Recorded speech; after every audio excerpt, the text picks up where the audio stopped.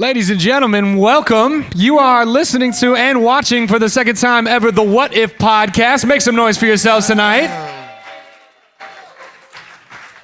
Thank you so much for joining us. Hi, guys. Hi, guys. My name is Ryan Copperoon. Hi, Ryan. To my left is the lovely and beautiful and talented Spencer Ward Davis. Hi, Spencer. Spencer Hyde himself. We're joined by two amazing and disgustingly talented friends and guests today. On my right, I have the beautiful Chance York. Hello, sir. Yeah. More years, needs more years, but that was a good amount of years. Thank you. Yeah. And one over from me, the also lovely and talented. No, maybe. No. That's not his name. Yeah. No, maybe would be really hard to sign on a check. But that's Eric Mason. Everybody make some noise for our beautiful guest tonight. We're glad to be here. We're back for the second ever live What If podcast. They didn't cancel us after the first one. That's got to be like a okay sign, I guess. Thanks, Nomad. We like you guys. So we weren't just playing other people's comedy before our podcast for fun. I mean, kind of for fun. Yeah, we were. But we do love getting sued. Nah, the cool part is you will be the only ones who hear that. The recorded version, we just won't even talk about. Nobody tell Hannibal that we like his comedy. No, yeah, he doesn't want to know. But it is related to what we're talking about tonight. For those of you who don't, actually, really quick, let's do this. How many people this is your first time hearing the podcast? Make a little noise for yourselves hearing the podcast for the first time. That's a handful. Make some noise if you have heard the podcast before. All right. Noise. Yeah. We love y'all. Each episode, we ask a hypothetical question and try to laugh our way to an answer. And today's question is, what if the TSA isn't the answer? Oh. Yeah, we got Luigi. Luigi's back. We got Luigi back. We're probably going to offend some people today. No one likes the TSA. Well, that's true. We're going to tell a lot of bad and good stories about the TSA. And things are going to get a little bit... You got good stories about the TSA? Well... Sorry, I won't let my bias come through just yet. They sort of stop some things from getting onto airplanes. But what we'll learn today is they don't stop as many things as you might wish they did. So this isn't to monger fear as much as it is to unpack some things. Unpack some things. Let's unpack that. Let's unpack that. What's the TSA all about? What do they do? Why do they exist? Well, do they accomplish stuff? Because 9/11. So let's can we do a little history quick? I mean, does everybody know like where the TSA came from? I guess for me, like, okay, so I just turned 30 and I wasn't really doing Happy birthday. Aww. I'm not old enough to really like fervently remember a time where the TSA was not part of like my flying experience. I wasn't doing a lot of flying when I was. You were in high school in 2001. Yeah, I was like a freshman, so I'd flown like fly all the time. Okay, dude. Yeah. I was gonna say Spencer. You never flew anywhere Jet before? set traveler Spencer over here is like, dog. I remember all about flying without the TSA, man. I was a third grader, just jet setting to Bora Bora and shit. Yeah, he said, yeah. True. So the TSA was in fact formed in 2001, and in 2001, we had a pretty bad thing happen in that September, and less than 2 months after 9/11 happened, we had an administration called the Transportation Security Administration. That happened quick, but it was sort of reactionary in the way that the Iraq War was reactionary, and so was the Patriot Act. And you could talk about those things amongst your friends, but those are all things that were responses to 9/11. And we got an administration out of it to watch over how we fly. And before that, the people who were responsible for airport security, it was the FAA, the Federal Aviation Administration. It was. And it was basically like a bus stop. It was like a bus stop. You kind of went through like a metal detector, and that was kind of it. There are metal detectors at bus stops? Well, it was like a fancy bus stop. An inner city high Doesn't school? sound fancy at all. Sounds terrible. Chances got ran over, he said, or like in any inner city high school, which True. is also true. So the TSA was created as part of the Aviation and Transportation Security Act, which went through the Congress and Senate and got signed by George W. Bush. All right, there was a small boo. I didn't know what the reaction was going to be. Sorry, on November, really I got you. Thank you. We needed Riley to weigh in. Interestingly, or I thought it was interestingly, y'all can be the judges of this. In the period of February of 2002, so basically as soon as it's established, they hire a director and a bunch of deputies. They get all the bureaucracy taken care of, and then they go on a hiring spree because they got to hire all of the screeners, which we'll talk about later. And over the course of February of 2002 to December of 2002, so roughly 10 months, 1.2 million people applied for 55,000 jobs with the TSA, which is a lot of people for not a lot of jobs. But there was a huge push for people who wanted these jobs. There were a bunch of jobs opened up. There was no bunch of hiring. high school graduates needed employment. Yeah, right. There was not a similar hiring or sort of like bringing on to paid payroll within the government like this. Since the First World War was the last time when they brought on all of the folks who went ahead and fought that World War. Plans for aggressive expansion. Plans for aggressive expansion, indeed. To this day, the TSA employs about 55,000 people in the United States. They have an annual budget of about $7.5 billion. That's as of so much 2015. money. With a B? With a B. $7.5 billion. $7.5 billion with a B. That's And- like more. That's not true, but that's like a good chunk of what we spend educating children. That is also factual, although I don't have the comparative number for that. It's like 7.5 stealth bombers. It's like Well, 7.5 stealth bombers. That is that's also a correct comparison, my true. friend. When you supplement it though by just like taking the money that people leave, like their change that they leave in the little bin when you go through the thing. That's a myth, man. No, it's not. No, it's not. They for real keep that money. So every year, on average, you not and billions I of and everyone dollars. else who flies in an airplane on the course of a year leaves about $500,000 a year at TSA stops across the country, and they just take your money and they work it back into their budget. That's a real story. They don't try to get it back to you. You serious? They just they confiscate that money and they work How it back much? into their budget. $500,000. $500,000 a year. My God. Yeah, it's What kind of would a lot, that- right? How many passengers actually pass through? Would that be like a penny a person or like? I don't know exactly what that That's a works good out question. to per passenger. So you also pay a fee every time you buy an airplane ticket. It's like Which is new to me. I mean, you pay airport fees, but I didn't know that you pay a fee to the TSA. right. Yeah, it's a couple bucks. Yeah. For That's not included in their budget. No. Right. So they get $7.2 billion plus a service fee from every Correct. right, passenger. This is to offset- which amounted to $15 billion. So it's double their budget. Yeah. But that was over the course since 2001, right? 2001 to 2010. It was like the first 8 years that they existed. So in But 10 years, the tax that you pay on buying every plane ticket that you buy, which is like the $2, $3, yeah. has amounted to about 15 billion additional dollars that the TSA takes in. Obama said the fee can't be more than 10. That was a more recent, Thanks, Obama. you know. So, has anyone here had like a bummer of an experience with the TSA? Raise your hand if you've had a bummer experience with the TSA. Wow. Goddamn. Wow. Is it possible Okay, to I have thought- like a riotous, half. like joyous experience? I had a Tribulations at TSA screening. No. I mean, I like, wait all year. The only reason I travel. I'm hoping that like We're gonna pat you with the back of our hand and your The back groin. of our hand, Yes! all right? It's the back of our hand. Like all told, there's like 100 people in this room. I was hoping that like a bunch of people would be like, yeah, it's not good or bad. It's just like part of life. And at least half of this room was like, no, that sucks. I had a shitty experience.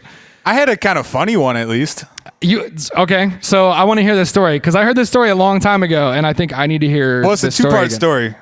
Eric Mason and I were going to New York together, but at separate times. Do you want to tell you the first half of the Sure. way out there story, and I'll tell the way back? So I don't recall why I had lost, or my ID was either destroyed or lost. It was probably lost because of I lose things. But so we were at the gate, or we were at the checkpoint, and Yeah. I had yellow papers and no photo ID You're going to New York to New York from Minneapolis. from Yes. Minneapolis. Okay, great. And you're apparently required to have a photo ID to fly. But I thought, hey, maybe I can just like sweet talk my way So I tried, and it made a guy really mad. The guy gave me like a lecture. He was like, "Now I gotta waste my time with this shit." I'm like, "Dude, isn't this like your job? Like, you're not wasting your time. This is the time that you've been allotted to perform this task." To deal with dumbasses like myself without Right. photo I'm IDs. sorry, but this is what you're paid to do. I like that as the dude who didn't bring an ID to the airport. You I'm were like, giving this the dude is your shit. fault. Yeah. You Don't deal with bitch at this. me. Let me on the plane. So I didn't have a valid photo ID. I had my old photo ID, but he didn't buy that. And he said, "No, we need a current ID that has your photo on it. It's not good enough to have this paper." So I told him, and this is like maybe some hubris, but I said, "Hey man, just Google Eric Mason." And click on the images tab, and you'll see a bunch of pictures of me. And he's like, "Nah, dude," blah, blah, blah. But he did it. And the whole first page of images was my face, and he let me on the plane. And the funny thing was, the same thing worked on the way back. So You did it twice. any potential hijackers, just get your photo spammed on Google Images, and apparently that works. Just create a fakename.com. Yeah. yeah, right. Create a .com and be like, that's who I am. Look it up. See, Hey, there's my Google website. me, man. I'm cool to fly. Eric Mason looks like ericmason.com, and that is apparently enough to get on an airplane in the United States. So Okay, well, if that doesn't scare you. Right. Actually, it might be. from the crowd was, so that's better than our state IDs, which, I don't know if I'm going to argue with that. On that same trip, on the way back, I was flying by myself, and I went to the airport in New York, and my flight got canceled because there was bad weather here, so they weren't letting any flights leave going to Minneapolis. And they couldn't get me on a flight until the next morning. So I had like 18 hours or something to kill in New York, and my flight was going to leave at 6 a.m. the next day. And I didn't have a place to stay that night. Sounds drunk. Yeah. And it turns out that bars in New York are open until 4 a.m., which was exactly the time I needed to leave Brooklyn to head back to the airport. So I met up with some people, and we went out to bars until about 4 a.m., and then I hopped on a train back out to the airport. And by the time I got to the airport, I was basically blackout drunk going through security, which it turns out they don't appreciate. I don't think it's Why? Not a lot of terrorists are blackout right? drunk. I can't do anything. I'm going to get on this plane and instantly fall asleep. I'm going to be no trouble for Hey, anyone. give me the keys. I'm gonna fly this bitch. This thing has keys, right? Give them to me. We're gonna make a pit stop in the ground. So everything's kind of going all right. I get most of my stuff into the little bin. I probably donated some change that day. And Made some change. and you got to take your belt off and stuff. And so I'm going through I take my belt and my shoes off, and I'm going through the body scanner thing. That's ever since the belt bomber of 2002, right? Right. Yeah. And I guess the shoe thing was a real thing, but another person stopped that guy. The TSA didn't even stop that guy. Same with the underwear bomber. Yeah, right. So we're more effective than the TSA. Anyway, I take my belt and my shoes off, and I'm going through the body scanner thing, and you got to put your hands up over your head. My hands are only going to like here, and the guy's like, "No, you gotta put your hand like It's up here." too high. It's too high. It seemed like a lot of work, and I was having this problem where every time I put my hands up here, my pants would start going that way, and I didn't have a belt. And the guy's like, "Hey, man, you got to pull your pants up." I was like, "You just told me to put my hands above my head. Now you're telling me to pull my pants up. I don't know what to do." And he's like, "No, you got to pull your pants up." I was like, then you're going to have to help me because I can't. And he would not help me pull my pants up. Because we're the Travel Security Administration, not the trousers and slacks sisters. You fuck. Yeah, I think that's what he Nailed said. it. Yeah. These badges nailed don't it. mean I have to hold your pants up, you idiot. That was right on time. That was right on time. Chance, what's your favorite? You went through TSA and they made you have a better or worse day story. Do you have one? Nah, maybe just immigration. Every time I come like through from a different country and stuff, I just wind up in like the special spot, the part where like everybody looks Muslim. The you have Oh, sure. the you have dreads line. Yeah, Sure. like, yeah. Just go right that way. Yeah. When I look around, I'm like, man, Do you, this shit is not random. Chance? what you're trying to say is maybe you get randomly checked by security more than I do? 100%. 100%. Okay. I figured that might be the case. Just might be the case. I have two that made me lose a lot of faith. Well, actually, one I guess helped me gain a little faith, but then I re-lost it. In about 2002, I had gone. There was a period of time where I biked a lot, and I didn't live in a very good neighborhood in Minneapolis, and so I carried a knife in my backpack. It was a switchblade, and I had it in like a secret compartment in the back of my backpack. What was your plan if you got attacked and you had a knife in your backpack? Wasn't a good one. Wait, hold on. Hold on. Please stop mugging me. Give me a second. Please stop mugging me. I gotta get something out of my bag really quick. No, it just like somehow made me feel better, even though that was like obviously a very stupid idea. Like the TSA. It's so relevant. A sense of security is just as valuable. So this thing is in a pocket in my backpack, and I'm going to fly. I don't even know where I was going. I think I was going to Los Angeles because I used to live in LA. And I'm going through. I didn't even check a bag. I just had a backpack. I think I was home for the weekend or something. And I had used this backpack while I was in town. I don't even remember what it was. But long story short, security's like, I think we're finding something in your backpack. And I was like, I don't know what you're talking about. Like I have like fucking some poetry books and like a fucking a pair of Beats headphones. Like I don't know what the fuck you're talking about. And they're like, we got to run your bag through again. And I was like, all right, fine, run it through as many times as you want. I don't have anything in my bag. And I was starting to get irritated at this point because I was like, this fucking sucks. Like this is stupid. I'm irritated.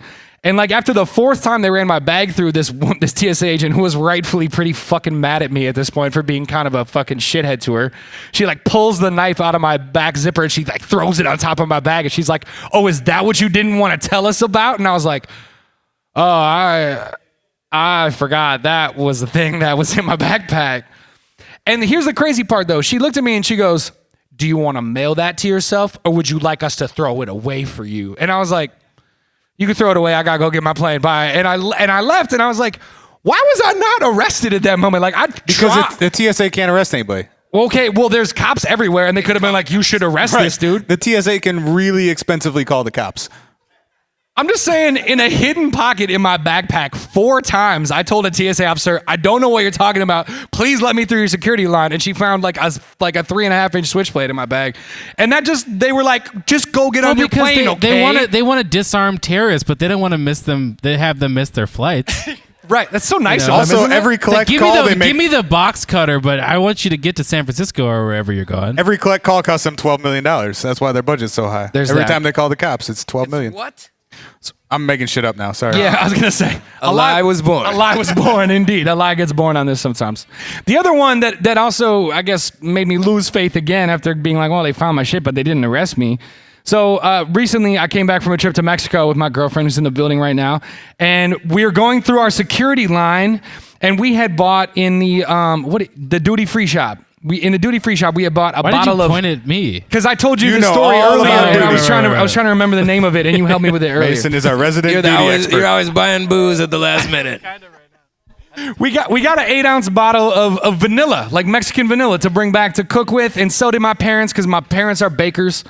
We're in 2 separate security lines on our layover back from Mexico, and this TSA officer, who I maybe had a small altercation with because he was not being very nice and had a little bit of a fucking attitude, was like, "We have to confiscate your fucking vanilla and throw it in a trash can." And I was like, "Fine, eat a dick. I'm gonna go get on my plane." I didn't really say that, but I was very upset with him. "You have fun baking this afternoon, sir." Yeah. You're probably gonna pull it out and bake some fucking brownies later, you asshole.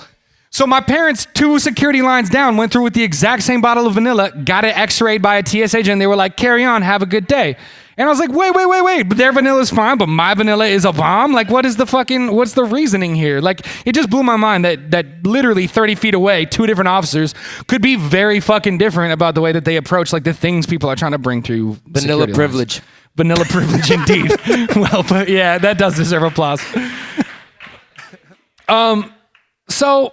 I think, like, to everyone who raised their hand, shit, we could put a mic out in the audience and people could be like, "Yeah, and then this other time," because it seems like everybody has a version of this shitty story. Anybody got one that's way better than any of the 4 that we just told? Because I'm willing to give that a shot. Yeah, does anybody want to tell a story about the TSA that really bummed their day out? Anyone got one that they want to come up here and tell? Well, fine then. Yeah. Okay, yeah. Come on up. Come on up. Here, you can take my chair. Thank you. Make some noise for her coming up. Just hand that microphone over. Here, you can take my chair. You can sit. Yeah. What's your name real quick? This is Emma. Emma. Hi, Emma. Hi, Emma. Everybody make noise for Emma coming up to tell a story real quick. Yeah.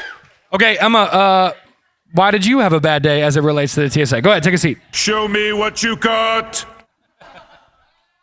Okay, I was on the plane, or I was in TSA going through with my Christmas presents because I was living in Chicago at the time and I don't check bags because why for a short flight. So I had all the Christmas presents like perfectly wrapped that I spent a lot of time, and they opened all of them to try to figure out what was in them. So then I had to repack everything. Wait, where were you flying from? Chicago To? Minneapolis. So you were getting on a 40-minute flight domestically.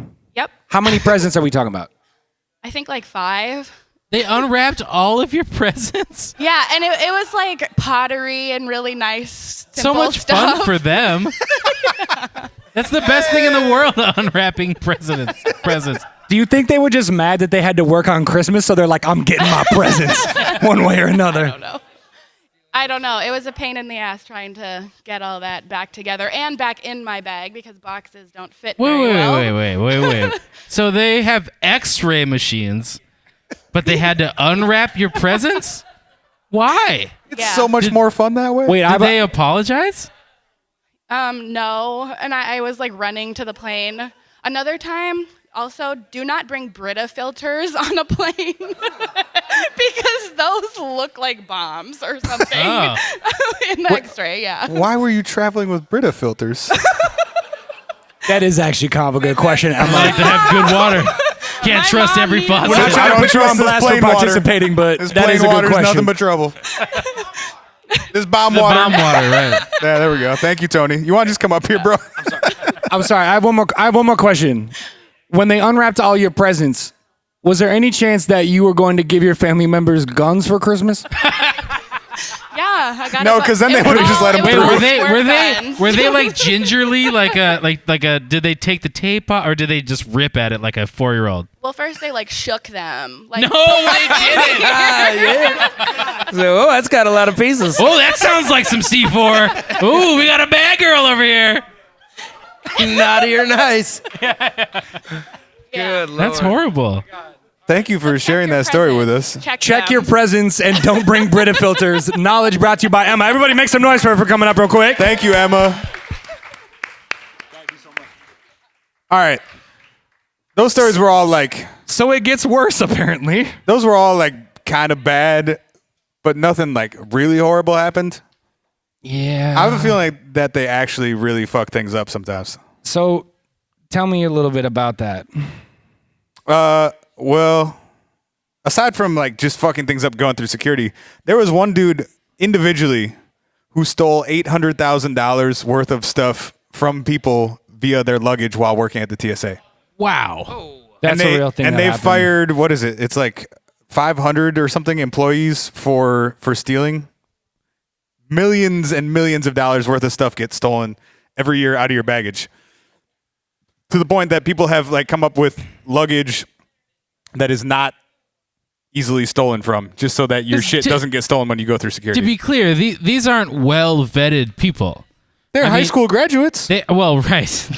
What better these vetting do you these need people than... don't really have security qualifications. A diploma or equivalent. Right. I mean, I looked up how to become a TSA agent before we came here. The minimum qualification is that you have a GED. You don't have to have any law enforcement or security qualifications. You pretty much have to have graduated from high school and you can get this job. And you get a badge and a uniform, which in a lot of places means something. But Yeah. it means zero of anything. It doesn't mean anything in the TSA. They can't make arrests. They can't use force. But we all still go along with it. Right. I do have the list of requirements really quickly, just so you know who's touching your private parts next time you go through an airport. Some The dude back told- of the hand, bro. It's no, the back of the no, I hand. got front of the hand ball touching in LA last time. Whoa. That was I did. not normal. Whoa. That doesn't He sound said, I'm going to like... touch you did with you the like front it? of my hand, No, bro. he didn't say Just the anything front of first. my He hand. just I just want to warn you, I'm going to make you come. I just want to let you know this is going to be pleasurable. I got no warning. He just went right in there. It was quick, but I mean, You came quick. Oh boy. Hey, Ryan, you were saying. Bomb water. Yeah. So anyway, the key requirements are: you got to be a U.S. citizen. Okay. You have to be 18. Okay. You have to Foreigners pass a can't keep drug us safe. screening and a medical evaluation. Okay. Once. You have to pass a background investigation, including a credit and criminal check. Okay. The fuck do you need to pass a credit check for? Because they think you're going to steal, which is exactly what the fuck they do. You have to pass a background investigation, including a credit criminal check. Oh, I just said that. You can't default on $7,500 or more in delinquent debt, but you're okay if you go bankrupt, apparently is what it says. Some bankruptcies. And that's about it. And their starting salary is $25,000, per year. God damn. Yeah. Not sure what that reaction meant. Ridiculous. Ridiculously low? No. For somebody with no qualifications, that's ridiculously high. Oh, sure. I mean, yeah, I guess, yeah.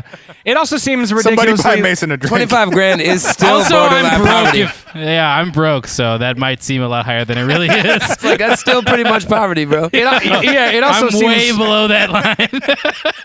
I would rather have the people who are like responsible for the safety of millions of people flying every single week to not be like, we want to pay you less than minimum wage. Like, we want to keep you in poverty as you're trying to keep us all safe. That I would rather them like bump that up a little bit and be like, let's attract people who maybe could, want it more. I don't know. Yeah, but you got to hire 60,000 of them. Which they And did then in the pay course for it of somehow. 10 months, which is amazing. Like, I feel like you can't hire any position in the course of 10 months and make people be good at that. It is right? the largest bureaucracy in Washington, the Department of Homeland Security. Yeah. Which basically combined 17 other agencies after 9/11. It's true. It's kind of like the concept of just a lot. It's like the gang, they all got the same uniform on. Right. It's the security. It's like event security at a sporting event. Most of them can't do shit to you, but there's enough of them that provides the idea of I'm safe. If something jumped off, that dude in yellow over there Is running. yeah. But the other one might not. Which is it's a concept that's called rolling the dice. security theater. Right. It's not security, it's the illusion of security. What do other modes of transportation do? The TSA. No, like if I get on the bus, nobody does shit and no one blows up buses. Well, did you ever see Speed? Woo! Great point. People do blow Great up point. buses.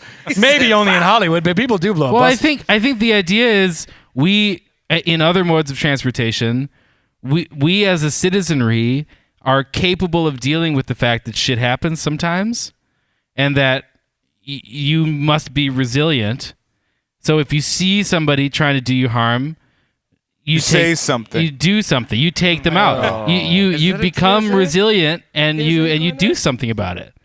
You know? Right. Why can't But we I do that think- with airplanes? Because I think, honestly, and I'm not saying that we should have the TSA, I'm saying I think the horror of airplane disaster is so much more horrifying than the horror of a bus crash or a car crash. I would agree with that that. sometimes there's rational space for irrational fear.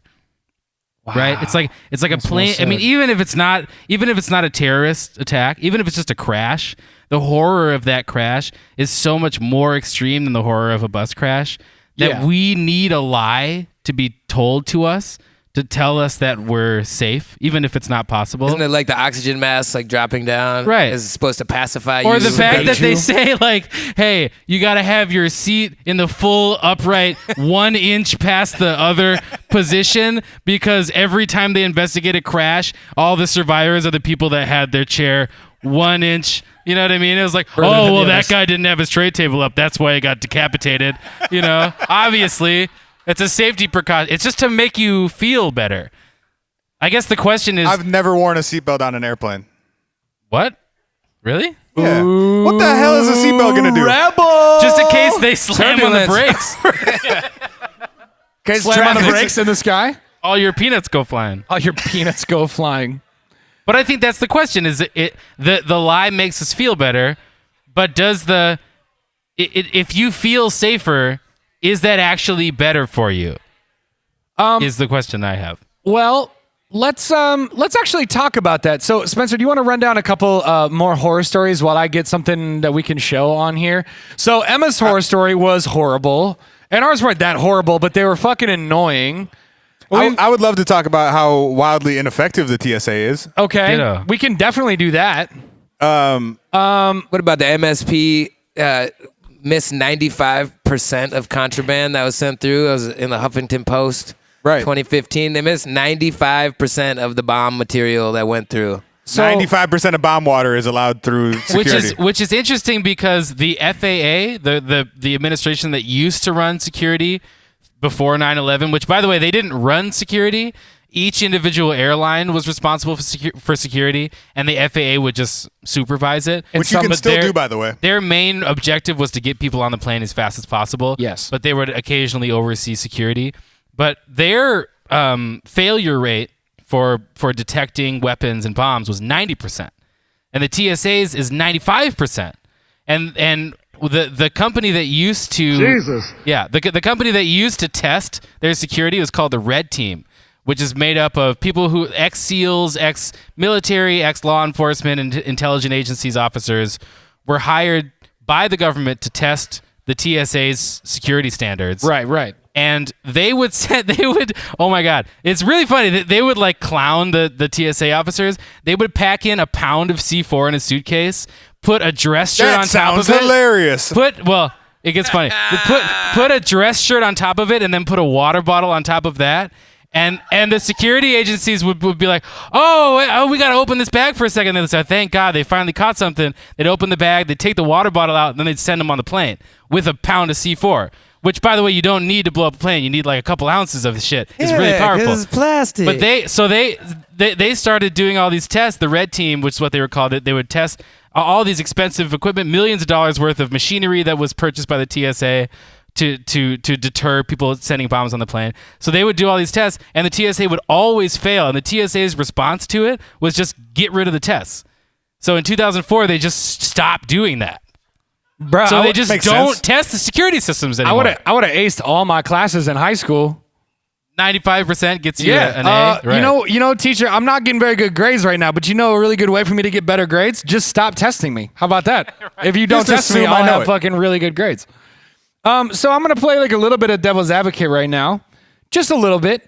Not because I believe it, but just But because it's entertaining. because it's entertaining. And we all agree, and that's boring. On the sometimes. screens in this room, and for those of y'all who will be listening to the podcast whenever this comes out after we've recorded this, you can go to Instagram.com/TSA. Oh, yes, this shit is awesome. Because this is a real thing that exists, which is that the Transportation Security Administration likes to post pictures of shit that they confiscate while people are trying to get on airplanes. Because they think it's funny. Because they think it's funny. Now, Which, by the way, it's kind of funny. I was gonna say y'all act like the TSA Not for the ain't reasons people they too, think man. it is, though. we will let you guys be the judge of that. Now, one thing that I want you to notice, and maybe some of you already have from what you see on the screen right now, the TSA's most recent picture is a bomb-shaped object, a grenade-shaped object, over which they have laid a sticker that says, "Vote for us, Webby nominee." So if you don't know, Webbies are fucking like digital media awards that some fucking digital media agency gives out online. And apparently the TSA thinks it's both appropriate and comical to put a sticker on a fucking grenade to support the work that they're doing and then post it on their Instagram account. Also, come been on, liked by don't almost do that. 4,000 people. So some people are like, fuck yeah, let's get the TSA that Webby award they deserve. Don't tell my lawyer we kill people, man. I ain't mad, man. Yeah, you got it. You were I didn't you were there label for any it. of my I- buttons. I Shit ain't might get mad. weird. So really quickly, I haven't curated this, but let's just dive quickly into, here's a good one. Oh, here's another Webby Award self-promo. A 6-sided switchblade knife that they've posted, that they confiscated. Because clearly terrorists love killing people with novelty weapons. Like, oh yeah, I got this replica of the Zelda sword. They never from see- Dude, that's Ocarina from, of You never that's see from it coming. Blade. That's from the first Daywalker with Blade as Wesley Snipes. I don't know if you guys can read this caption, but if you can, it says, The TSA Instagram account has been nominated for 2 Webby Awards. We've been nominated in the weird and humor categories. Because that's what I want the TSA to be, weird and humorous. Yeah, right. Considered the internet's highest honor, the Webby Awards are presented by the International Academy of Digital Arts and Sciences. There are 2 awards for each nomination, and they go through. That's where you come in. You can vote for us by clicking on the link in our profile. This is your last line of defense. And they're campaigning for a nonsensical, doesn't matter fucking internet award for the Instagram account shit that they post. Okay, here's some other fucking wild shit they posted. Read the one with the cave age knife on the laptop. read Okay. the fucking comments or the description of it. What? Come on. Okay. No unga bunga ook smork na grilk. The TSA wrote that. This literally says, ask TSA, can I take my Stone Age flint knife and my carry-on? And the response is, no unga bunga, urg smork nag grike. Talk about tone deaf. Jesus Christ. Please pack in checked bag. Holy shit. Why do they all look like memes? Because they are. Oh my God, someone actually tweeted this at them. Hey, I was wondering if I could take this banana with me on a plane, and someone shoved a banana inside a fucking gun. I'm going to jail! TSA says, we know you're kidding, but if you're being serious, that's just bananas, man. Dude, rappers would love this shit. We got 2 on stage. I don't love it. I'm kind of a fan. One for 2, I guess. Okay, but so here's... Dude, I'm not going to lie. Oh, wait. Here, go back to the main page. Yeah. I think all these Webby nomination things, I think this might be Photoshop, because I was here a few days ago, and those were not there. Those weren't Photoshop. Those were MS Painted. Right. Is that more or less offensive that they take things they actually confiscate and be like, vote for us? Way more. That octopus knife is not a real thing, is it? No, it's a real thing, bro. That's 6, baby. It's a real thing. Also, Chance is right. That's only 6 knives. That hectopus knife isn't a real thing, is it? Well done. Well done. Good. We've got a Batman throwing star that's also a Vote for Us Webby nominee promotion. Another terrorism weapon of choice. Cute. That looks Cute. authentic. How many actually. tiny bottles of booze can I bring on an airplane? Well, this bag shows actually 6, and they do let you do that. Also, the most liked thing so far, which maybe everyone's like, yeah, we have to fucking bring booze to survive going through the fucking... Because you might get stuck in the sky forever. Well, I mean... Okay, so lastly, and one of their least liked photos, which I'd like to cover, is a plethora of pistols were discovered this week.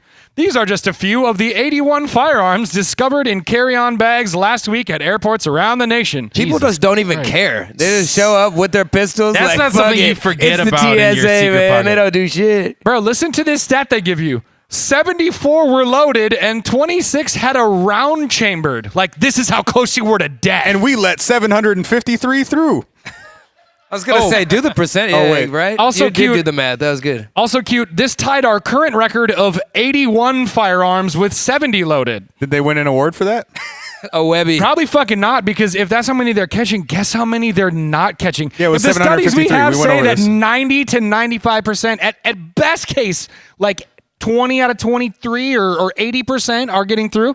That means that, like, I'm really bad at math, but like literally almost 1,000 guns got through TSA's security in a week. You are bad at math. Well, It's ballpark. yeah. Thank you, bro. From one rapper to another, we're ballparking math up here because I think that's acceptable. Can we? All right. Yo, speaking That to the shit's humorous ridiculous. side. All right, speaking to the humorous side of the TSA, my really close homie and my cousin works for the TSA. Nope. We're gonna go ahead and bleep. What's y'all my didn't cousin, hear that? My cousin Malik. Okay, There we go. Malik works for the TSA. Sounds good, Malik. Carry Yo, on. so And he's totally not your cousin. He's just a guy named Malik. Yeah, this guy that I heard named Malik. Yeah, I'm not saying a lot of people listen to this podcast, but like kind of a good amount of people listen to They're this all podcast. in Sweden. They He's don't know gonna about be the TSA. listening to it, and let me tell you. We're All right. gonna win a Webby. Yo, cousin, I did not know this was gonna be bashing TSA so hard. They duped me. But Sorry, check it. Malik. So Malik told me, he was like, I first started as like my first week, and the procedure is, one person looks at the screen with the carry-ons, and another person goes to open the bag. So the dude was like, yeah, you got to go. That bag is flagged. You need to go check out like the lower right-hand corner of that bag. It's like there's some sausages or something in there. Sausages. Pardon? Okay. And long story short, That could be great for our Instagram. it was a bag of dicks. Could go a long It was a way. bag What? of dicks. Wait, and, wait, And wait, it was wait, like wait. this is. I'm totally serious. So he's like, it's How a many bag are we of dicks, talking? like 4 or 5. He said. And do you mean dildos or dicks? Yeah, like plastic dicks. Like okay. dildo, Okay, yeah, cool, whatever. cool, I don't cool. know. I was I'm real not like- nervous for a second From there. plastic So people. he pulls it out and they said, "Welcome to the TSA." Like that was like an initiation thing that I guess happens often, and everybody has a bag of dick stories. Wow. And that is, I was like, that's actually pretty funny, man. That's that's a pretty like dry job. If you imagine you go clock in, you got 8 hours of like just people that are unhappy with you, and you're like looking around, and it's just like a cattle herd. It's like the most depressing place you could possibly be, maybe. That's So Till you gotta find a bag of dicks. Yeah, they just welcome to the TSA, baby. Dicks forever for everyone. Dicks forever. For a government agency, I feel like that would go against like 99 out of 100 HR statutes that they might have. Well, did Nah, you know per TSA year has less they statutes. they confiscate about 17.2 million bags of dicks? The TSA does. My other airport Oh, they didn't nemesis take is it. airport. Shut up, Hannibal. Carry on. So anyway, I love you, Malik. Love you, Malik. Thank you for letting us tell your bag of dick story on the podcast. I got more. Later. The last thing I wanted to show real quick. Can you guys see this? There's literally a guy who tried to fly through an airport in El Paso who is a bomb defusing specialist who decided to bring his faux bomb defusing gear in his carry-on bag. It looks like a suicide bomber vest. And they pulled that out of his bag and he was like, no, it doesn't work. It's just like for work. How white was that guy? You must be extra white to think that you aren't going to get shot in the face when And you he bring didn't. that through. That's what I'm saying. And he did not. Yeah, Nothing happened. He that's what got I'm on his saying. airplane. They can cause significant delays because explosive detection professionals must resolve an alarm to determine the level of threat. We have to call the cops when you bring these on. When you bring a suicide vest on an airplane, I turns cannot out. believe that shit is on Instagram. dude. Yeah, and then they put it on Instagram because like fucking we're trying to win some digital media awards. Did they even take it from him though? Or like, no, carry on. Also, that dude, if he's a professional, he had to know. You can't fly with that shit. He had to know that. It says he had a Claymore mine too. The hell is that? That's what's down here in the bottom right. It's a claymore. This guy sounds dumb. That's ridiculous. That's a motion activated like fucking Vietnam bomb, bro. It's a Vietnam directional bomb. explosion. So I feel like kind of what you were talking about or what we've been talking about is related to sort of like the idea that we're giving a lot of like power and authority to people who are, and like no offense, Malik, making bags of dick jokes and missing a lot of things, and yet these people, like you said, like they're getting a badge and they're getting a uniform and they're getting to tell us what to do, and that dude in Well, and they Dallas, are- whatever his name was, being a fucking asshole to me, and like they are providing a service. It's just not the service that they're advertising. It's just a fictional service. It's a fiction. Well, no, it's a real service. The other, the security part is fictional. Yeah, right. That's what I meant. I mean, it doesn't. We've established it doesn't make us safer. All of like the shoe bomber, the underwear, but all the people all the terrorist plots that have been thwarted, yes, have been By because passengers. of increased air marshals, yes, reinforced cockpit doors, yes. and heightened passenger awareness. Sure. Resilience of American citizens is what has stopped actual attacks, not So TSA. Sky Marshal is something separate then. So, well, for the federal Sky Marshal administration is a whole different can of worms. They have they have ridiculous like grooming standards and dress code codes that you have to meet in order to be on the flight, which is ridiculous. Like the Sky Marshals actually call Is it the it no kill me leggings? first policy because you can't I blend know in. But No leggings, the indeed. service that I do think that they are providing, which I personally think is a bad service, is that it makes us feel safer. Right. Even if we're not safer, it provides us with the illusion that we are. And that is something that I think. So can I tell just a quick historical anecdote? Bro, Absolutely. please. Yeah. So- Are you guys okay with some more history? Are you guys still with So us? Only if so- Eric Mason tells it. Make some noise if you're still with us one time. All right.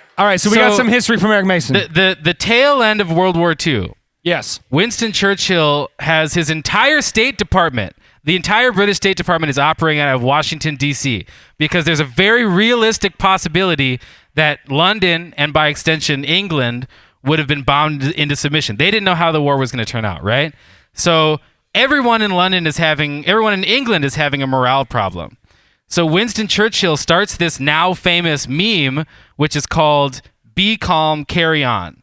It's a really popular. You might have seen T-shirts or posters of it. Is that really where that comes from? That's really where that comes from. Winston Churchill came up with this concept called "Be Calm, Carry On." And remember, London was being.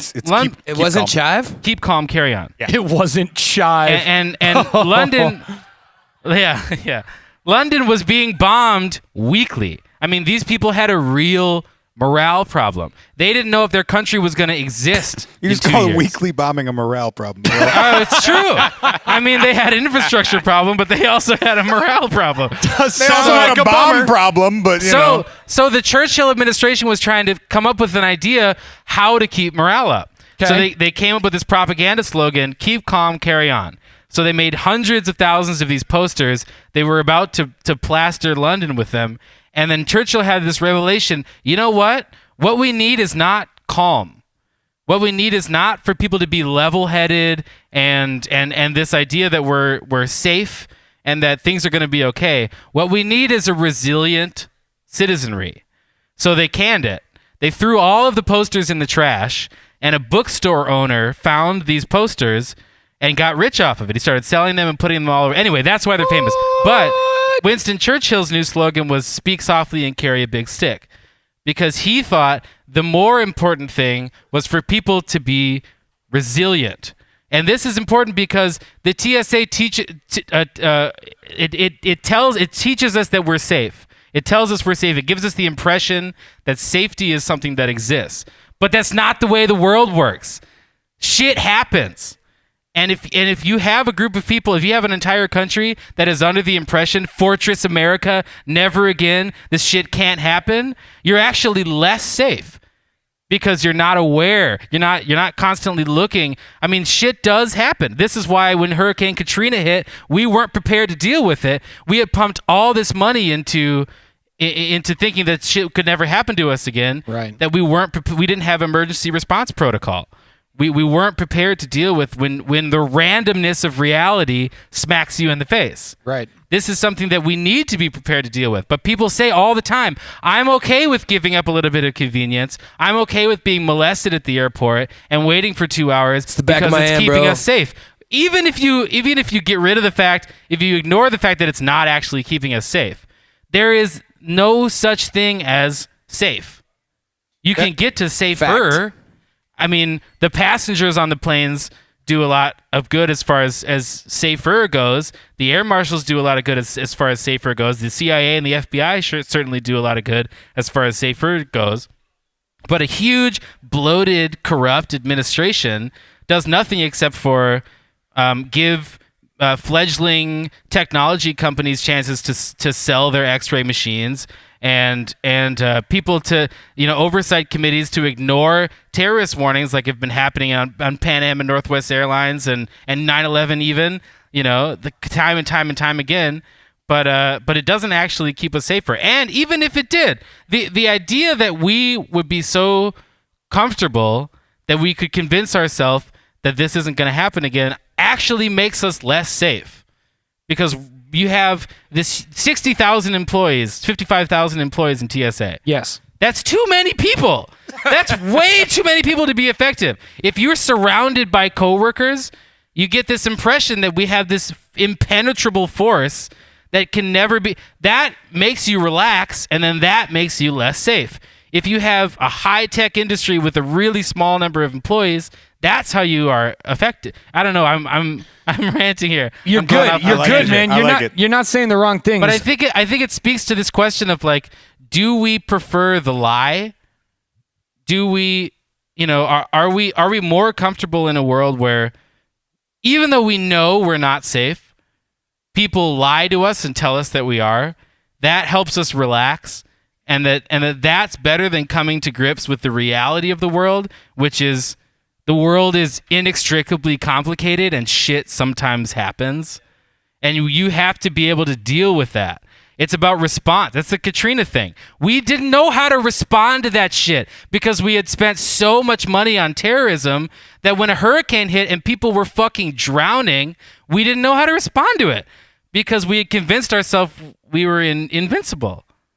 That's it's not a good mindset. Yeah, no, it's not. It's not. And I think so. You are not off base and you're not on a rant. I think you're saying some really good stuff, and I think.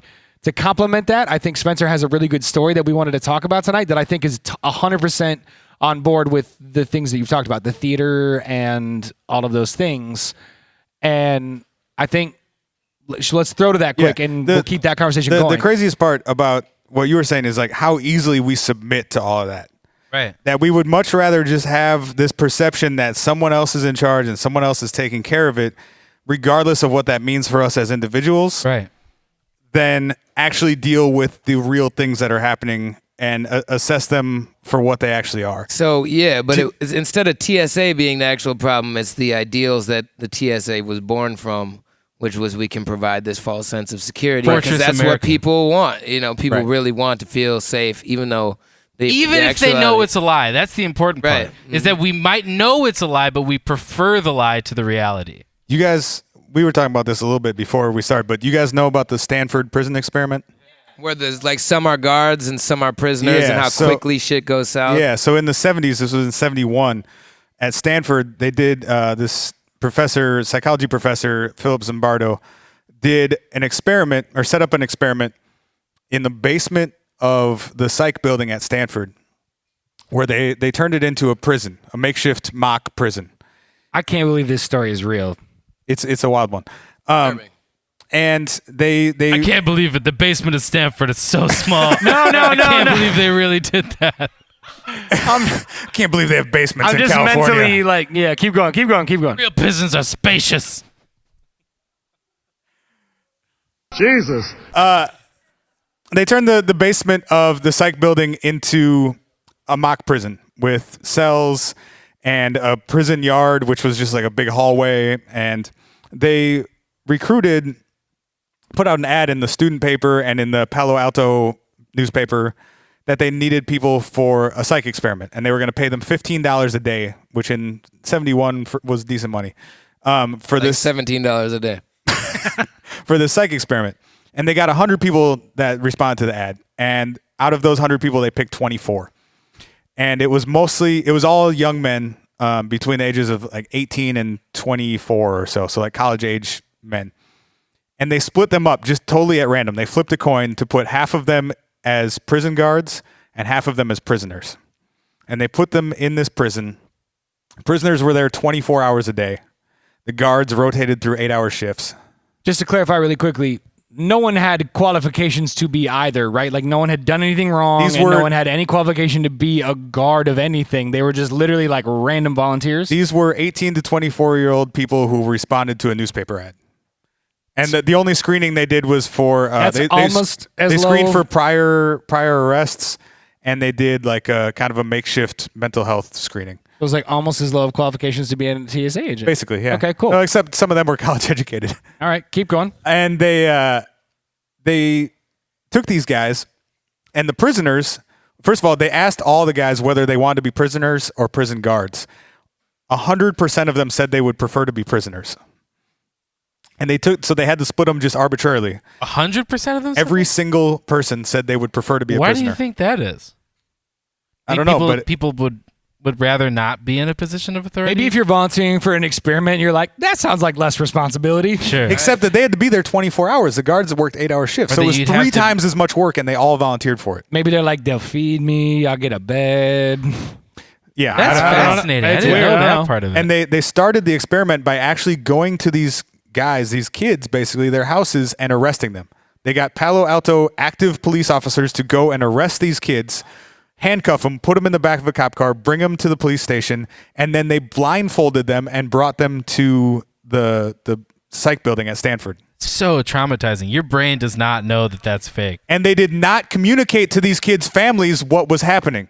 So these kids they came to their house, and their parents even thought that they were just getting arrested. What? Yeah, and they were charging them with things like armed robbery and aggravated assault, and they were all like very serious crimes. So they take these guys to their makeshift prison. Not my Joseph. And yeah, just say, you have a microphone, sir. Whatever. I'll make Chase's joke for him. He did a shit's mom gold. voice that said, "Not my Joseph." That was great. It was way Thanks for funnier off the reiterating mic. that. It was way funnier. off Timing the is mic. everything. All right, keep it going. According to Dr. Zimbardo, he said, quote, "Our research will attempt to differentiate between what people bring into a prison situation and what the situation brings out in people." So he had a hypothesis that prisoners or people that are in positions of power, they are in those positions not because of who they actually are, but because of their environment and their situation. So the first day, they go to the kids' houses and they arrest them and they bring them all to jail. They bring or into their makeshift prison. They bring them downstairs. They strip all the dudes naked, and they put them into prison gowns, or they delouse the guys, strip them naked, put them all into gowns with a number stitched across it, and they did not refer to them by their name for the rest of the experiment. And they were then put into 3 cells. So there were 3 or 4 dudes in each cell. They were to only refer to each other by their numbers, and they were to only refer to the guards as Mr. Correctional Officer. So no one used their names for the entire time. All the guards were dressed in like a police uniform with mirrored sunglasses, because Zimbardo also had this theory that anonymity brings out negative behavior in people. By that. And it's a lot of like what we see with the internet now.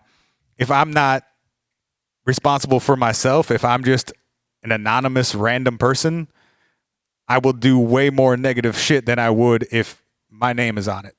And so he tried to visually convey that with the way that they appeared and through stripping people's names and giving them numbers or titles instead. And immediately the prison guards started being verbally and physically abusive to the prisoners. The only instruction that they were given was that they cannot physically assault the prisoners, but they were allowed to do anything else. And they also gave all of them like nightsticks that they were not allowed to use. I'll say that's a counterintuitive instruction. Don't hit anybody, but here's a hitting instrument. Again, Hold it. His goal initially was to make it realistic and to get the realistic dynamics of like intimidation and perceived authority and power, even though like you might have been in a class with this guy 2 weeks ago. And you volunteered for this scenario. Right. By the end of the first night, some of the prisoners were already asking to quit. And some of them were reporting time distortion. Like by the end of the first day, some of them did not know what time or day it was because they had been in this underground prison with no lights. They were waking them up multiple times throughout the middle of the night and doing like borderline torturous things to these kids. Yeah, it's like real torture. Without any instruction, though. These guys who had been assigned to be prison guards within 24 hours were straight up torturing their classmates. Yuck. And yeah, long story short, They had to end the shit early. long story short, the entire experiment was ended after 6 days, and it was scheduled to last 2 weeks. And because there was so much harm being done to both parties, not just to the prisoners, but to both parties. And on this, within 48 hours, one of the prisoners had a legit psychotic episode. Like he broke from reality and was convinced that he was legitimately in prison and had committed the crimes he had been accused of, and that he had to break out if he wanted to leave. He tried to stage an escape within the first 48 hours. And they were all referring to themselves by their numbers rather than their names. And yeah, the whole thing ended after 6 days. And the only reason that happened is because when one of the kids left, they brought in like a replacement prisoner who hadn't been there the whole time, obviously, and hadn't acclimated to all the crazy shit that was going on. And he came in on day 4 and looked around at what was happening. What the fuck is this shit? Right. No, that was the only. I did not sign up for this. That's Right. 6 days? That was on day 4. He came in. 4 days? Yeah, on day Jesus. 4, this kid comes in, looks around like, what in the fuck is going on? This is not at all what I signed up for. And he kind of snapped a lot of them out of it because he was the only one that didn't buy into, we are actually prisoners. You are actual prison guards. He referred to it as an experiment. He referred to himself by his name. He referred to the other people by their name. And it eventually started breaking down the program, but it still went for 2 more days. And the only reason it finally ended was they were giving these kids parole hearings. They were giving them to relieve you of your volunteering job. Yes. Jesus Christ. And a bunch of the kids, they asked them, would you forego your payment if you can leave now? If we paroled you now, would you forego any payment? Not like future payment, but what we've already paid you. They all said yes. But none of them left. None of them walked away from the situation. They all said yes. If you could let me leave right now, I'd give you all the money back and I would leave. And none of them left. Isn't it true though that like there wasn't actually anything completely physically holding them there? Like, could they have walked out if they wanted to? They could have gone up to Zimbardo at any time and said, I want to leave, and he would have let them leave. Okay. And none of them did. So they were just in it. None of them did. Right. And eventually at one of the parole hearings, they brought in a grad student to sit in on one of the parole hearings, and she happened to also be Zimbardo's girlfriend. And she eventually was like, what the fuck? This is crazy. You have gone crazy, because he was buying into being the superintendent of this prison. He was calling it my prison. warden. He was fully invested. So it affected him. It became very real for him, to the point that she hadn't seen him since it started. She showed up and she's like, you are out of your mind. I don't feel comfortable around you. Like, I'm leaving you if you don't stop this experiment, because you've lost it. And they called the experiment after 6 days and sent all the kids home. You know, the first time I ever heard about this was in a reaction to the Abu Ghraib shit coming out. It's like these people, the prison guards that are accused of all this atrocious shit, were like normal people with normal day jobs. They're like reservists or something. And they were just like doing crazy, torturous stuff. And actually, Zimbardo was he was a witness for one of the guards at Abu Ghraib, Right. in those trials in whatever that was, 07 or 08 or something. As I a know- defense for that guy being like, yo, when people are put in these situations, this is what they do with that? Yeah, so he testified as an expert witness on behalf of one of those guards, saying it is not this individual's fault; it is the system's role fault that you gave him. that put this person in this situation. He is responsible for his own actions, but he is not solely responsible. He was put in an impossible situation Wow. and should be held only partially liable for what he did. Wow. That's fucking crazy. I don't think your brain knows the difference between pretend and No, real. clearly it does not. I mean, I'm speaking, and I know we're going to try to tie this back into authority in the TSA, but just briefly, Good, go ahead. I was an actor for a long time and was cast in a few pieces where I had physical power or emotional power or political power over another group of people or individuals. And I had to really sort of depressurize after every show where I held power over people, because it does something to your brain. I played Jim Jones, who was the leader of the cult where everybody drank the Kool-Aid. So You're the perfect dude for it. thank you. This Great- little light of mine. A+ casting. So 76 shows of playing Jim Jones. And It's just way too many shows. 76? 76 shows. Holy Jesus. shit. Too many. And Jesus, indeed. Which well, one and that is it? wasn't even the worst one. The worst one was where it was a duo. It was just me and my friend Kelsey, and we played a couple who I was physically abusive to her in this play. And there was a scene where I stood above her and strangled her. And obviously it was choreographed. I mean, it was not. There was no one was in any danger. Right. But something. I mean, there's something in your adrenaline levels or your frontal. I mean, your brain doesn't know. It doesn't have the vocabulary to say, "Hey, this is all pretend, so don't let this get to you." How did you react to that? Like, I started shaking. I mean, I had like adrenaline. And it's same with the Jim Jones thing. It was like seeing a group of people worship you, or standing above a friend of yours and strangling them. I mean, it doesn't feel like play. It doesn't feel like art. It feels like it feels horrible. And when you walk off the stage, when the show is over, your brain doesn't just like revert back to like, well, now I'm fun loving Eric Mason. It's like, we just did some fucked up shit and we're gonna carry that with us forever. You know, it's like there is no differentiation between playtime and real time. It's all happened to your body, and your body processes it. It's like a dream. You can be traumatized in the same way from a dream. You know, you react in the way that you would react if it was real. For sure. I know we didn't task Malik with giving us any stories about that type of. Here's another story from thing. Malik. Okay, all right. I so- didn't know if Malik had any maybe Story time thoughts with or Malik. I Part do two. think it's important to not pass on this experiment without tying it into the illusion of authority. Well, and I guess that's what I yes. was trying to.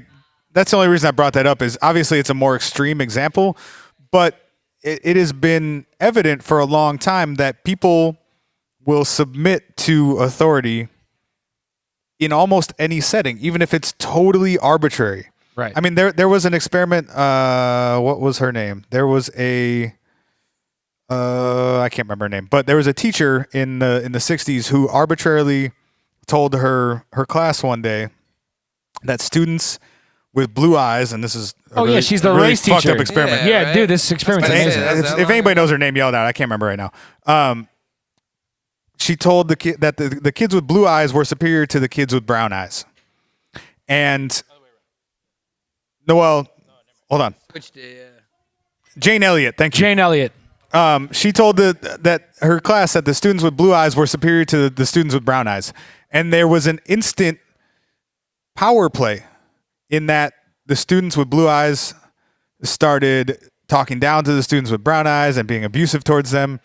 And in addition to that, they actually started performing, the students with blue eyes started performing better in school, and the students with brown eyes started performing worse in school in a statistically significant amount.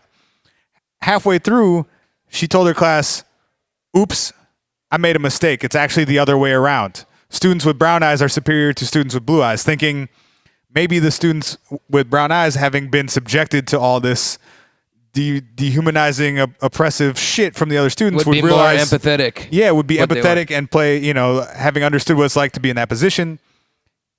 And they took on the exact same role. They became dominating towards the other students. They performed better in class. The other students took a submissive role, performed worse. Like, this is across the board. We submit to authority, whether it's legitimate or not. And that goes for the people with the position of authority too. Like Right, you said yes, in the exactly, experiment, exactly. It's almost just as damaging for the gulag guards as it is for the prisoner. And to that Absolutely. point, that You can reminds hear me. it in their voices when you go through security too. Yeah.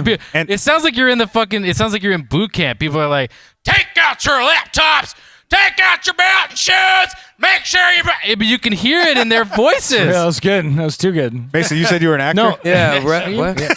No, you know what that reminds me of, honestly, though? Like when you say it's bad enough or it's as bad as, it reminds me of, and I'm going to botch this right now too, live on stage, but there was an experiment where people were asked to ask recipients of like a quiz questions in another room, and when they got the answers wrong, they would buzz them with electricity. Oh, yeah. And it would get increasingly I wrote that more down too and intense forgot. after each. There was like 300 volts, 320 volts, 340 volts, and they had like a thing on their meter. This was all fake. There wasn't a person in the other room. Well, there was a person in the other room, But it was an actor who was yelling. It was an actor not being shocked and yelling in accordance with Right. whatever shock you were delivering.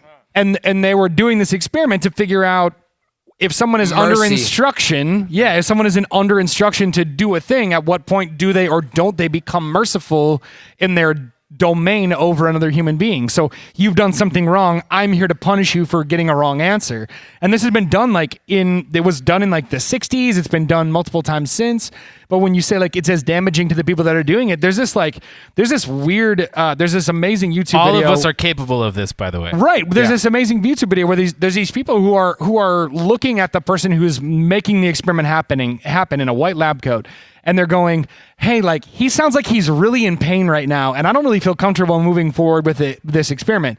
And the runner says, "Please continue with the experiment." And people who have expressed a level of discomfort with the amount of pain or authority or superiority that they're inflicting on this unknown person in another room continue onward with this experiment. Every one of I mean, them I did. think there's. they break off at certain points, but some people go all the way to what is marked as lethal levels of electrocution in a fucking lab coat in a room. Like they were able to go to lethal I levels think because someone that's else told part them of the to. reason they give the TSA badges, even though the badges are plastic and they don't mean anything. Right. I mean, it's like if you're granted the position of authority, that's something that I think I struggled with a long. I didn't think that the people like the KGB or the SS were humans.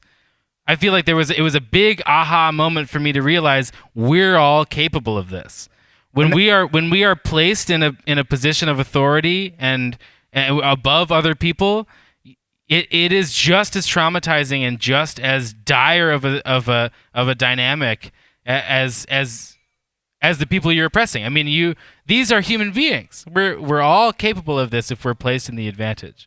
And that was something that came up in the Stanford prison experiment, is that most of the guys who were assigned to be the prison guards talked about A, how traumatic it was for them, and B, how none of them thought they were capable of doing what they did and didn't want to be doing what they were doing. And did it in 4 days. Mm-hmm. Not even a year, 4 days. Right. In the course of a week, they had all fallen in line with what they perceived to be the expectations of them. All right. Well, we've run through every possible reason why the TSA is terrible. And I'd also just like to remind you that there are real people that work for the TSA. Yeah.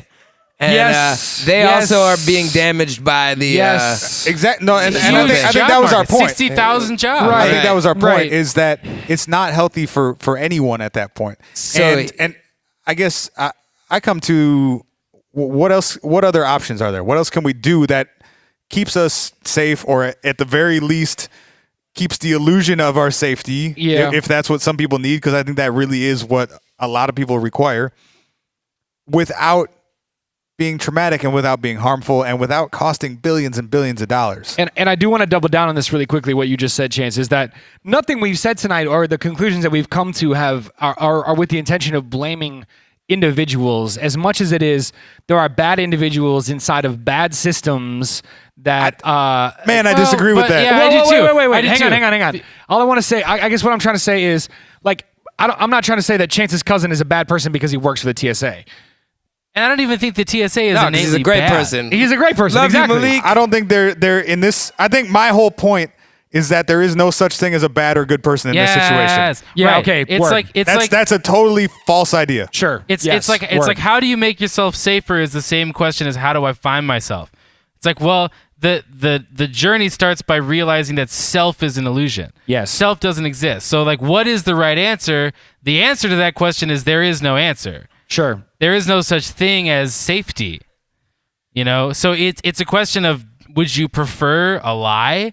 I mean, Would there are relative degrees of safety. You can though. get to safer. Right. yeah, for yeah. sure. And so, how do we do that without oppressing and traumatizing and causing harm to people? Right. Increased presence of air marshals, heightened resilience of the American citizenry, increased importance placed on emergency response teams so we can learn how to deal with shit when it does happen, and a holistic approach to policy in areas where people want to kill us. Well, goddamn. I tried and failed, and Mason tried and succeeded. Not that that's simple. Obviously, that's a talking point. I mean, it's not simple because nothing's simple. No, but you did a very good job of You don't do it synthesizing by molesting people at airports. You definitely don't, and that unfortunately happens. It's the back of the hand, bro. Hey, and also just a note to take with you, if you are bringing illicit substances through any sort of bag scanner or TSA checkpoint, just don't have and everything else doesn't even activate the machines. So Thank you so much, Malik. yeah, I don't. Cousin Malik just Man. blessed y'all with some fucking information. It takes a lot for me to feel uncomfortable about putting something on the podcast. That That's might be up there. That yeah. might be one of those things. That's up there. We'll definitely gems. gems and or things that will get me and Spencer arrested. Maybe I at spent some a point. whole segment talking about fucking chimpanzees last time, and Well, that did that happen. one just got me. I got another You plastic. won't get arrested for that though. You just won't ever get a job again or something like that. I don't know. You just say you won't get arrested for fucking a chimpanzee? No, just for talking about it. Oh, I'm saying. right, You're right. not- Yeah. I mean, maybe. I don't know. If you're advocating for it, maybe that's like. All right. Anyway, Chance, you Yeah, were go ahead, saying Chance, you had something One else. last plastic dick joke. So when you go through that machine where you put the arms up like this, Yes. you know, the person that's running that machine either opts for male or female. And my cousin said, you know, there's just a lot of people that don't qualify or Sometimes you qualify gotta as guess. both or whatever. But he said more like, to his surprise, there are more and more transgender women or cross-dressing women that like wear their strap-on out and like through airport security pretty often. So I was like, hey man, all right, that's pretty cool. That's really going Good all for you. in. That's awesome. You know, you're not just playing a role. You're living it. And random bureaucratic agents should not know that. Or have anything to do with what's in my pants. That's weird. Well, think of it. That thing is looking right through all your shit. Right. He said that's- if you sweat too much, it'll activate the thing. Like if you are sweaty in any certain area of your body, it will register on the thing. And they have to come up and, What if there's and a palm distinct- you down. They What have if to there's a wipe you down. distinct? What if there's a back distinct of the lack of hands, sweat bro. in one area because it's made out of plastic? Does that draw Yeah, attention? that's what I was gonna say. That's Oh, really man. dedication because traveling with a penis on an airplane can chafe sometimes. Did you know they And tried? plastic, I believe. Did you know that so it just- might be a they little tried? bit- They tried to introduce an anxiety detector machine into airports. All right, we have like I'm not kidding. I It costs like $30 million. No, wait. Mason, So, I love you, buddy. We have 3 minutes left, Got you. and this is on point. okay, we're gonna end on this. Chance just gave you some reasons or ways to maybe be. Well, I don't even know how to phrase it. Read your list, bro. To get through. To get through. Or, yeah. He said to get through. Tell us To about really the menu, commit the menu to staring gender goats. transformation. If you are nervous or over sweating, those are some ways that the TSA using their SPOT program, which stands for screening of passengers by observation techniques, The TSA employs psychics. and or racial profilers. Why not both? So how'd I get in this section? Psychics aren't real. But here's a leaked slide from one of their training presentations race. of signs you might be a terrorist. You guys ready? This is what you got to deal with next time you go through the airport. 1, exaggerated yawning. 2, excessive complaints about being Wait. Nope. Exaggerating yawning. yawning. Correct. Number 2, excessive complaints about screening. Number 3, excessive throat clearing. Don't clear your throat. You're gonna get arrested. Or just do it once. Number 4, widely open staring eyes.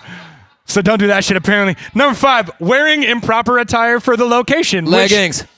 apparently, if you're flying from Minneapolis Yeah. to Hawaii, if you're a wearing hodgepodge. improper... Because no one at an airport is going to a different location. This one is my favorite. Whistling as the individual approaches the screening process.